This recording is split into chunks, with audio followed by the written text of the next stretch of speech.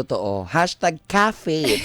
'Di ba? Cafate Cafate. lang Ay, mga gusto ko ka-vibes. yun. 'Di ba? Cafate, Yeah. Cafate, 'di ba? Yes. Ibigay natin yung faith natin, yung paniniwala natin, strengthen natin 'yan. Minsan naiisip nga natin, 'di ba? Napapa-question tayo talaga minsan. Bakit naman gano'n naman, Lord? Ito Hindi, na yun normal, eh. normal lang yun na mag-question ka. Kasi, sabi nga, di ba, don't lean on your own understanding. Yes, oo. Yeah. And this too shall pass. Amen. Oh, Ay, 'di ba?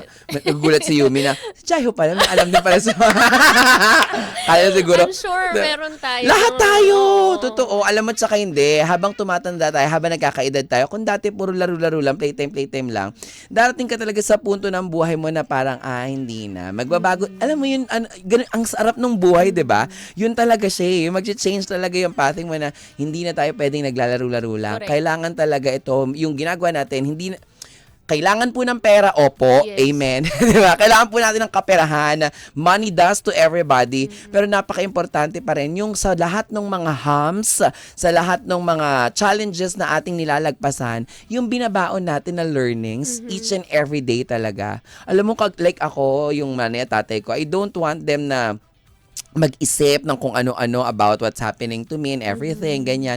Pero lagi ko lang nire-remind sa kanila, this too shall pass and I love you. Ganon, diba? Dapat Mars, lang. ano yung pinakamasahe mong learnings mo doon sa mga nangyari from the past? Kasi diba, kaya ko yan itatanong, kasi siya, bago ka magsimula, diba, you need to accept everything eh. Mhm. 'Di ba? Yung importante po yung acceptance na dapat hindi tayo maging in denial sa kung ano man yung mga naging kaganapan. Kasi mahirap siyang madali lang magpanggap ha. Pero Totoo. pero yung pagkapanggap mo hindi siya talaga from within. I die. Doon ka talaga mawawala. Pagod. eh. Yun Oo. talaga yung ayoko na. Yun. Exhausting, Yes. diba? Ano yung pinakamasasabi mong naging pinaka-learnings mo with everything? Siguro yun nga, yung hinumble niya ako. Kasi kahit dati pa kahit nasa China pa ako, hindi pa ako nag-TTNT, ang tawag dito, parang devotion ko sa kanya yun, sabi ko, Lord, kahit na 4 a.m. na ako makauwi, mag-serve pa rin ako sa'yo. Naging choir member ako doon sa China.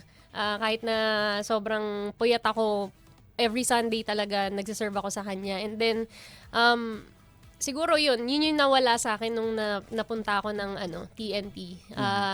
Nawala yung devotion ko sa kanya. So, siguro pinaremind niya lang sa akin, inuntog niya ako. Na, anak, hindi mo magagawa yan kundi dahil sa akin. Yun. So, ayun, doon tayo bumalik ulit sa kanya. Totoo. At doon tayo babalik talaga. Kasi totoo, no? Tabi-tabi po sa mga nakikinig. 'Di ba, totoo naman. Kapag nasa iyo na yung lahat, 'di ba, yung parang, Nakakalimutan mo my yun. God, ang laki ng kinikita ko dahil lang sa talentong nakalimutan nga natin na sa kanya Oo, lahat sa to eh. kanya, oo. Yung ginagawa natin, Tama. 'di ba?